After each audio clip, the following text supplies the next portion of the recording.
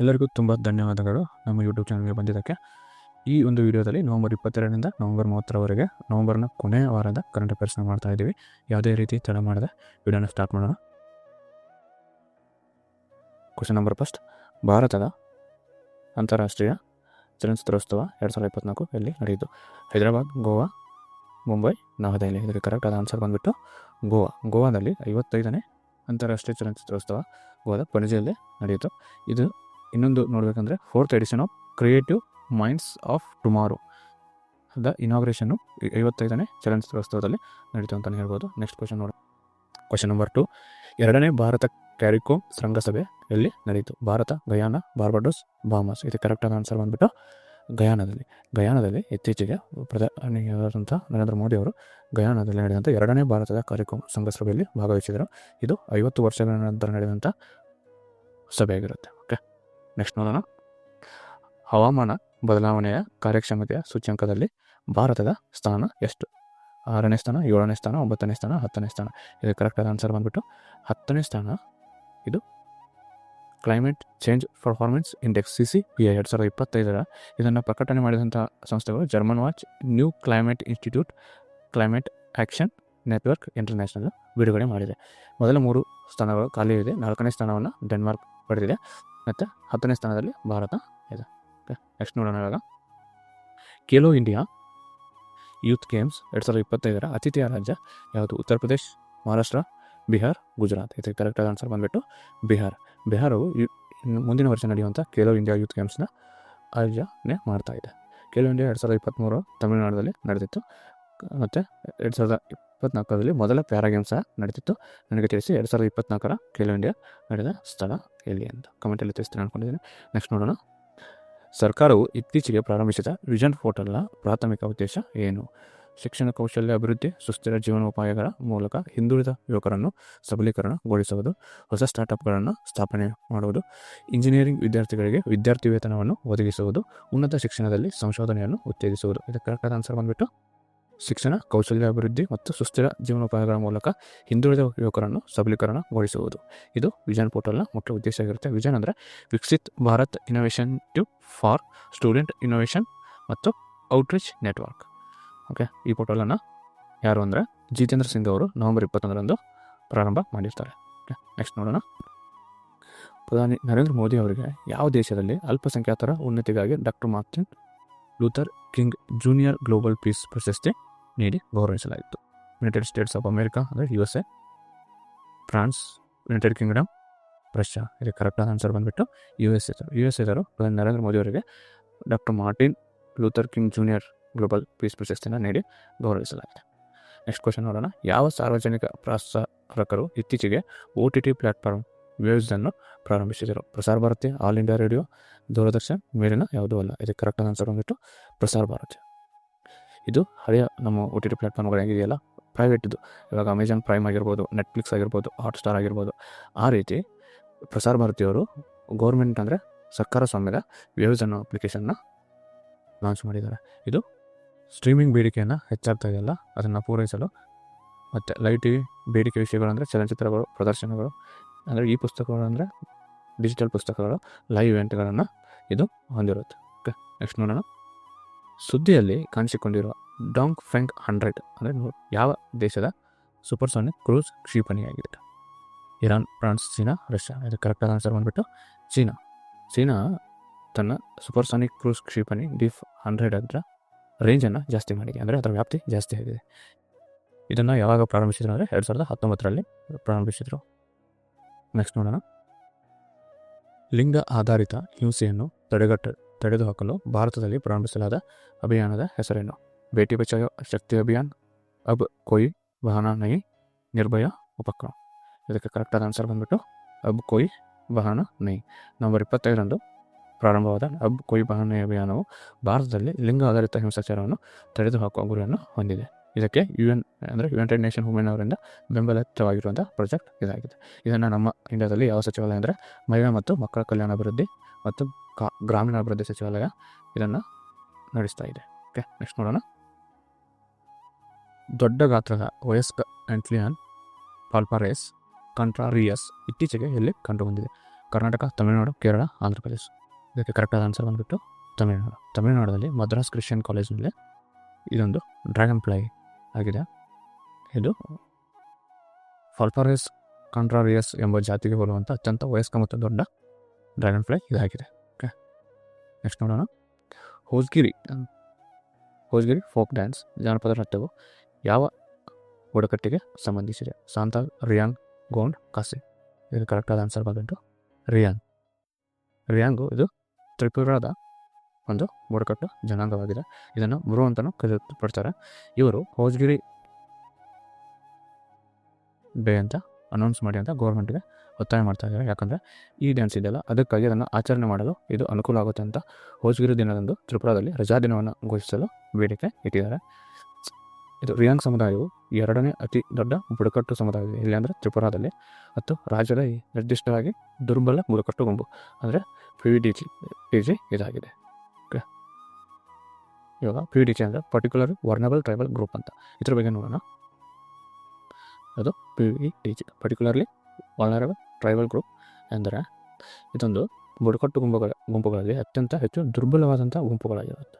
ದುರ್ಬಲ ಅಂದರೆ ಜಾಸ್ತಿ ಅವೇರ್ನೆಸ್ ಇರಲ್ಲ ಅವ್ರಿಗೆ ಅಂತ ಗುಂಪಾಗಿರುತ್ತೆ. ಅಂದರೆ ಇವಾಗ ಸುತ್ತಮುತ್ತಲಿನ ಸಮಾಜದಲ್ಲಿ ಏನು ನಡೀತಾ ಇದೆ ಅನ್ನೋದು ಅವೇರ್ನೆಸ್ ಇರಲ್ಲ, ಮತ್ತು ಅತ್ಯಂತ ಹಿಂದುಳಿದ ವರ್ಗವಾಗಿರುತ್ತೆ. ಅದಕ್ಕೆ ದುರ್ಬಲ ಗುಂಪು ಅಂತ ಕರೀತಾರೆ. ಅದಕ್ಕಾಗಿ ಇದನ್ನು ಅಂದರೆ ಈ ಥರ ಗುಂಪುಗಳನ್ನು ಮುಂದಿನ ಪ್ಲ್ಯಾಟ್ಫಾರ್ಮ್ನಲ್ಲಿ ಮುಂದೆ ಬರಲು ಸಹಾಯ ಮಾಡೋಕ್ಕೆ ಅಂತಲೇ ಒಂದು ಆಯೋಗವನ್ನು ನೇಮಿಸ್ತಾರೆ. ಆ ಆಯೋಗದ ಹೆಸರು ದೇವರ್ ಕಮಿಷನ್ ಅಂತ ಕರಿತೀವಿ. ಈ ಆಯೋಗವು 1973ರಲ್ಲಿ ಭಾರತ ಸರ್ಕಾರ ನೇಮಿಸಿರುತ್ತೆ. ಈ ಆಯೋಗ 52 ಬುಡಕಟ್ಟು ಗುಂಪುಗಳನ್ನು PVTG ಅಂದರೆ ಪರ್ಟಿಕ್ಯುಲರ್ಲಿ ವರ್ನಬಲ್ ಗ್ರೂಪ್ ಅಂತ ಟ್ರೈಬಲ್ ಗ್ರೂಪ್ ಅಂತ ಘೋಷಣೆ ಮಾಡುತ್ತೆ. ಒಟ್ಟು 755 ಪರಿಶಿಷ್ಟ ಪಂಗಡಗಳಲ್ಲಿ 75 PVTGಗಳಿವೆ. ಅಂದರೆ ಪ್ರಸ್ತುತ ಇವಾಗ ಇದು ಅವ್ರು ಮಾಡಿದ್ದು 52, ಗೌರ್ಮೆಂಟ್ದವ್ರು ಇವಾಗ ಜಾಸ್ತಿ ಮಾಡಿ 75 PVTGಗಳಿವೆ. ಇವು ಒಟ್ಟು 18 ರಾಜ್ಯ ಮತ್ತು 1 ಕೇಂದ್ರಾಡಳಿತ ಪ್ರದೇಶದಲ್ಲಿ ಇದೆ. ಅಂದರೆ 2011ರ ಜನಗಣತಿಯ ಪ್ರಕಾರ. ಮತ್ತು ಅತಿ ಹೆಚ್ಚು PVTG ಇರೋದು ಅಂದರೆ ಟ್ರೈಬಲ್ಸ್ ಗ್ರೂಪ್ ಇರೋದು ಒಡಿಶಾ ರಾಜ್ಯದಲ್ಲಿ. ಓಕೆ, ನೆಕ್ಸ್ಟ್ ನೋಡೋಣ. ಒಂದು ರಾಷ್ಟ್ರ ಒಂದು ಚಂದಾದಾರಿಕೆ ಅಂದರೆ ಒನ್ ನೇಷನ್ ಒನ್ ಸಬ್ಸ್ಕ್ರಿಪ್ಷನ್. ಈ ಯೋಜನೆಯ ಪ್ರಾಥಮಿಕ ಉದ್ದೇಶವೇನು?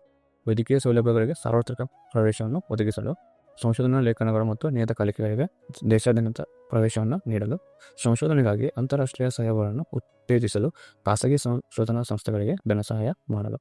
ಇದಕ್ಕೆ ಕರೆಕ್ಟ್ ಆನ್ಸರ್ ನೋಡೋಣ. ಇದಕ್ಕೆ ಸಂಶೋಧನಾ ಲೇಖನಗಳು ಮತ್ತು ನಿಯತಕಾಲಿಕೆಗಳಿಗೆ ದೇಶಾದ್ಯಂತ ಪ್ರವೇಶವನ್ನು ನೀಡಲು ಒನ್ ನೇಷನ್ ಒನ್ ಸಬ್ಸ್ಕ್ರಿಪ್ಷನ್ ಅನ್ನೋ ಕಾನ್ಸೆಪ್ಟನ್ನು ತಂದಿದ್ದಾರೆ ಈ ಯೋಜನೆ ಮೂಲಕ. ನೆಕ್ಸ್ಟ್ ನೋಡೋಣ. ಭಾರತೀಯ ಸಂವಿಧಾನದ ಪೀಠಿಕೆಯಲ್ಲಿ ಯಾವ ಪದಗಳ ಸೇರ್ಪಡೆಯನ್ನು ಸುಪ್ರೀಂ ಕೋರ್ಟ್ ಇತ್ತೀಚೆಗೆ ಎತ್ತಿ ಹಿಡಿದಿದೆ? ಜಾತ್ಯತೀತ, ಸಮಾಜವಾದಿ, ಗಣರಾಜ್ಯ, ನ್ಯಾಯ, ಸ್ವತಂತ್ರ, ಸಮಾನತೆ, ಭ್ರಾತೃತ್ವ, ಸಾರ್ವಭೌಮ. ಇಲ್ಲಿ ಕರೆಕ್ಟಾದ ಆನ್ಸರ್ ಬಂದುಬಿಟ್ಟು ಜಾತ್ಯತೀತ ಮತ್ತು ಸಮಾಜವಾದಿ. ಇವುಗಳನ್ನು 1976ರಲ್ಲಿ 42ನೇ ಸಂವಿಧಾನಿಕ ತಿದ್ದುಪಡಿಯ ಮೂಲಕ ಸೇರ್ಪಡೆ ಮಾಡಿರ್ತಾರೆ. ಒಟ್ಟು 3 ಮಾಡಿರ್ತಾರೆ, ಅದರಲ್ಲಿ ಇವು 2. ಇದನ್ನು ಕೋರ್ಟ್ನಲ್ಲಿ ಕ್ವಶನ್ ಮಾಡಿರ್ತಾರೆ, ಇದು ಆಗಲ್ಲ ಅಂತ. ಅದನ್ನು ಇವಾಗ ಸುಪ್ರೀಂ ಕೋರ್ಟ್ ಅವರು ಇತ್ತೀಚೆಗೆ ಇದು ಸೇರ್ಪಡೆಗೊಂಡಿರೋದು ಒಂದು ಒಳ್ಳೆಯ ವಿಷಯವಾಗಿದೆ ಅಂತ ಎತ್ತಿ ಹಿಡಿದಿರುತ್ತೆ. ಓಕೆ, ಅಂತಾರಾಷ್ಟ್ರೀಯ ಪ್ರವಾಸೋದ್ಯಮ ಮಾರ್ಟ್ನ 12ನೇ ಆವೃತ್ತಿಯ ಅತಿಥಿಯ ರಾಜ್ಯ ಯಾವುದು?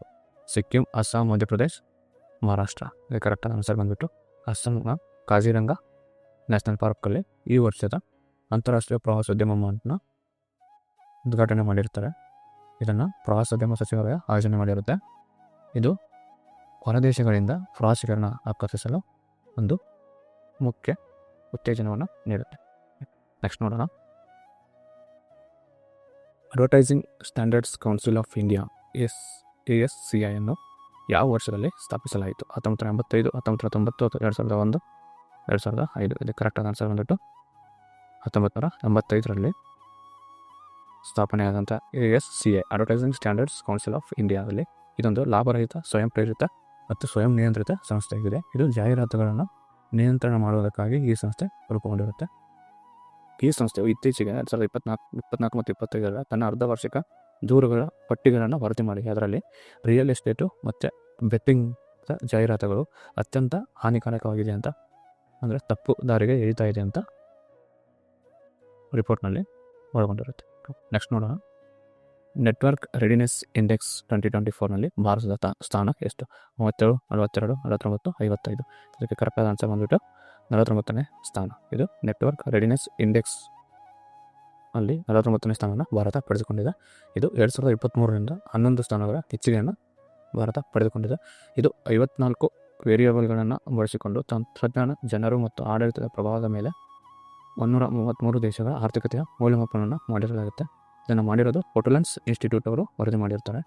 ಭಾರತ 2023ರಲ್ಲಿ 49.93 ಪಾಯಿಂಟ್ಸ್ಗಳನ್ನು ಪಡೆದುಕೊಂಡಿತ್ತು. 2024ರಲ್ಲಿ 59.63 ಪಾಯಿಂಟ್ಗಳನ್ನು ಪಡೆದುಕೊಂಡು 49ನೇ ಸ್ಥಾನಕ್ಕೆ ಅಂದರೆ 11 ಸ್ಥಾನಗಳಿಂದ ಜಂಪ್ ಆಗಿದೆ. ಓಕೆ, ನೆಕ್ಸ್ಟ್ ನೋಡೋಣ. ಜ್ವರವ ಬುಡಕಟ್ಟು ಭಾರತದ ಯಾವ ಭಾಗದಲ್ಲಿ ಪ್ರಧಾನವಾಗಿ ಕಂಡುಬರುತ್ತದೆ?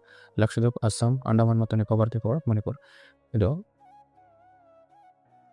ಆನ್ಸರ್ ಗೊತ್ತಾಗಿದೆ ನಿಮಗೆ. ಅಂಡಮಾನ್ ಮತ್ತು ನಿಕೋಬಾರ್ ದ್ವೀಪಗಳಲ್ಲಿ ಈ ಜ್ವರವ ಬುಡಕಟ್ಟು ಜನಾಂಗ ಕಂಡುಬರುತ್ತೆ. ಇತ್ತೀಚೆಗೆ ಇದು ನ್ಯೂಸಲ್ಲಿ ಹಾಕಿತ್ತಂದ್ರೆ 19 ಸದಸ್ಯರು ಭಾರತದ ಮತದಾರರ ಪಟ್ಟಿಯಲ್ಲಿ ಸೇರ್ಪಡೆಗೊಂಡಿರುತ್ತಾರೆ. ಅದಕ್ಕಾಗಿ ಈ ಬುಡಕಟ್ಟು ನ್ಯೂಸ್ನಲ್ಲಿತ್ತು. ಇದು ಸಹ PVTCಯಲ್ಲಿ ಲಿಸ್ಟಲ್ಲಿರುವಂಥ ಒಂದು ಬುಡಕಟ್ಟು ಜನಾಂಗ. ಯಾವುದಂದ್ರೆ ಜ್ವರವ ಬುಡಕಟ್ಟು ಜನಾಂಗ. 15ನೇ ಕ್ವಶನ್. ಏಷ್ಯನ್ ಡೆವಲಪ್ಮೆಂಟ್ ಬ್ಯಾಂಕ್ ಅಂದರೆ ADBಯ 11ನೇ ಅಧ್ಯಕ್ಷರಾಗಿ ಯಾರು ಆಯ್ಕೆಯಾಗಿದ್ದಾರೆ? Options: Masato Kanda, Bhargav Dasgupta, Masatsugu Asakawa, Takehiko Nakao. ಇದಕ್ಕೆ ಕರೆಕ್ಟಾದ ಆನ್ಸರ್ ಬಂದುಬಿಟ್ಟು ಮಸಾಟೋ ಕಾಂಡಾ. ಇವರು ಏಷ್ಯನ್ ಡೆವಲಪ್ಮೆಂಟ್ ಬ್ಯಾಂಕ್ನ 11ನೇ ಅಧ್ಯಕ್ಷರಾಗಿ ಅವಿರೋಧವಾಗಿ ಆಯ್ಕೆಯಾಗಿರ್ತಾರೆ. ನೆಕ್ಸ್ಟ್ ನೋಡೋಣ. ಇತ್ತೀಚೆಗೆ ಭಾರತದ ರಾಜಸ್ಥಾನಕ್ಕೆ ವಲಸೆ ಬಂದ ಅತಿ ಉದ್ದದ ಹಾರಾಟದ ದಾಖಲೆಯನ್ನು, ಉದ್ದದಲ್ಲ ದೂರದ ಆಗಬೇಕಿದೆ, ದೂರದ ಹಾರಾಟದ ದಾಖಲೆಯನ್ನು ಮುರಿದ ವಲಸೆಯಕ್ಕೆ ಹೆಸರೇನು? ಅಂದರೆ ಉತ್ತರ ಶಾರ್ಲರ್ greater flamingo demoiselle crane blue throat. ಇದು ಕರೆಕ್ಟ್ ಆನ್ಸರ್ ಬಂದ್ಬಿಟ್ಟು ಡೆಮೋಸೈಲ್ ಕ್ರೇನ್. ಇದು ಸೈಬೀರಿಯಾದಿಂದ ಇಂಡಿಯಾಗೆ ವಲಸೆ ಬಂದಿರುವಂಥ ಹಕ್ಕಿ ಆಗಿರುತ್ತೆ. ಸುಮಾರು 3676 ಕಿಲೋಮೀಟರ್ನಷ್ಟು ಟ್ರಾವೆಲ್ನ ಮಾಡಿಕೊಂಡು ಇಂಡಿಯಾದ ರಾಜಸ್ಥಾನಕ್ಕೆ ಇದು ಬಂದಿರುತ್ತೆ. ನೆಕ್ಸ್ಟ್ ಕ್ವಶನ್ ನೋಡೋಣ. ಯಾವ ರಾಜ್ಯವು ಸೌರ ಸ್ವಾಸ್ಥ್ಯ ಯೋಜನೆಯನ್ನು ಜಾರಿಗೊಳಿಸುತ್ತದೆ? ಕರ್ನಾಟಕ, ತಮಿಳುನಾಡು, ಕೇರಳ, ಆಂಧ್ರ ಪ್ರದೇಶ. ಇದಕ್ಕೆ ಕರೆಕ್ಟಾದ ಆನ್ಸರ್ ಬಂದುಬಿಟ್ಟು ಕರ್ನಾಟಕ. ಅಂದರೆ ನಮ್ಮ ರಾಜ್ಯದವರು ಸೌರ ಸ್ವಾಸ್ಥ್ಯ ಯೋಜನೆಯ ಅಧಿಕೃತ ಚಾಲನೆಯನ್ನು ಮಾಡಿರ್ತಾರೆ. ಇದು ಸರ್ಕಾರಿ ಆರೋಗ್ಯ ಕೇಂದ್ರಗಳಿಗೆ ಸೌರಶಕ್ತಿಯನ್ನು ಒದಗಿಸುವಂಥ ಯೋಜನೆಯಾಗಿರುತ್ತೆ. 2026ರವರೆಗೆ ಸರಿಸುಮಾರು 5,000 ಆರೋಗ್ಯ ಕೇಂದ್ರಗಳನ್ನು ಸೌರಶಕ್ತಿ ಅಳವಡಿಕೆಗೆ ರೂಪಿಸಿಕೊಳ್ಳಿದ್ದಾರೆ. ಅದರಲ್ಲಿ ಯಾವ ಸೇರಿದೆ ಅಂದರೆ ತಾಲೂಕು ಆಸ್ಪತ್ರೆಗಳು, ಪ್ರಾಥಮಿಕ ಆರೋಗ್ಯ ಆಸ್ಪತ್ರೆಗಳು, ಆಯುಷ್ಮಾನ್ ಆರೋಗ್ಯ ಕೇಂದ್ರಗಳು ಇದರಲ್ಲಿ ಸೇರಿದೆ. ಓಕೆ, ನೆಕ್ಸ್ಟ್ ಕ್ವಶನ್ ನೋಡೋಣ. 87ನೇ ಕನ್ನಡ ಸಾಹಿತ್ಯ ಸಮ್ಮೇಳನದ ಅಧ್ಯಕ್ಷರಾಗಿ ಯಾರು ಆಯ್ಕೆಯಾಗಿದ್ದಾರೆ? ಗೋರೂರು ಚನ್ನಬಸಪ್ಪ, ದೊಡ್ಡರಂಗೇಗೌಡ, ಜಯದೇವ್ ತೈಲಗಾಡೆ, HV ನಂಜುಂಡ. ಇದು ಕರೆಕ್ಟಾದ ಆನ್ಸರ್ ನಿಮ್ಗೆ ಗೊತ್ತಾಗಿರುತ್ತೆ. ಗೋರೂರು ಚನ್ನಬಸಪ್ಪನವರು 87ನೇ ಕನ್ನಡ ಸಾಹಿತ್ಯ ಸಮ್ಮೇಳನದ ಅಧ್ಯಕ್ಷರಾಗಿ ಆಯ್ಕೆಯಾಗಿದ್ದಾರೆ. ಇವರ ಬಗ್ಗೆ ತಿಳ್ಕೊಳ್ಳೋಣ ಒಂದು ಸ್ವಲ್ಪ. ಇವರು ಗೋರೂರು ಚನ್ನಬಸಪ್ಪನವರು ಚಿಕ್ಕಮಗಳೂರು ಜಿಲ್ಲೆಯ ಕೊಂಡೇದಹಳ್ಳಿಯಲ್ಲಿ 1930ರಲ್ಲಿ ಜನಿಸಿದರು. ಇವರು ಸ್ವತಂತ್ರ ಹೋರಾಟಗಾರರು ಮತ್ತು ಜಾನಪದ ತಜ್ಞರಾಗಿರ್ತಾರೆ. ಇವರು ಮೊದಲು ಅಖಿಲ ಭಾರತ ಶರಣ ಸಾಹಿತ್ಯ ಪರಿಷತ್ತಿನ ಅಧ್ಯಕ್ಷರು ಸಹ ಆಗಿರ್ತಾರೆ. ಇವರ ಪ್ರಮುಖ ಪುಸ್ತಕಗಳು ಹೊನ್ನ ಬಿತ್ತೆಯು ಹೊಲಕ್ಕೆಲ್ಲ, ಕರ್ನಾಟಕ ಪ್ರಗತಿಪಥ, ಚೆಲುವಾಂಬಿಕೆ, ಕುನಾಡ, ಸಾಕ್ಷಿಕಲ್ಲು, ಬೆಳಕಿಯಿಂದ ಬೆದರ್ಯಾವ, ಬಾಗೂರು ನಾಗಮ್ಮ, ರಾಮಗೀತೆಗಳು, ಮಹಾದೇವಿ, ಸದಾಶಿವ ಶಿವಾಚಾರ್ಯ, ವಿಭೂತಿ, ಕರ್ನಾಟಕ ಜಾನಪದ ಕಲೆಗಳು. ಇವು ಪ್ರಮುಖ ಪುಸ್ತಕಗಳಾಗಿರುತ್ತೆ. ಓಕೆ ಫ್ರೆಂಡ್ಸ್, ಇದು ನವೆಂಬರ್ 22ರಿಂದ ನವೆಂಬರ್ 30ರವರೆಗಿನ ಪ್ರಮುಖ ಪ್ರಚಲಿತ ಘಟನೆಗಳ ಸರಣಿಯಾಗಿರುತ್ತೆ. ಈ ಸರಣಿಯ PDF ಬೇಕಾದರೆ ನಮ್ಮ ಟೆಲಿಗ್ರಾಮ್ ಚಾನಲ್ಗೆ ಜಾಯ್ನ್ ಆಗಿ. ನಾನು ಲಿಂಕನ್ನು ಡಿಸ್ಕ್ರಿಪ್ಷನಲ್ಲಿ ಕೊಟ್ಟಿರ್ತೀನಿ. So thank you, happy learning. ಮತ್ತೆ ಮುಂದಿನ ವಿಡಿಯೋದಲ್ಲಿ ಸಿಗೋಣ. ಅಲ್ಲಿವರೆಗೂ ಟೇಕ್ ಕೇರ್. ನನ್ನಂತವನು ಖುಷಿಯಾಗಿ ಬದುಕೋಕ್ಕೂ ಹೆದರದೆ ಸಾಯೋಕ್ಕೂ ಹೆದರದೆ ಹೆಂಗಿರ್ತಾನೆ ಗೊತ್ತಾ? ಟಾಂಗ್ ಟಾಂಗ್ ಟಾಂಗ್ ಟಾಂಗ್.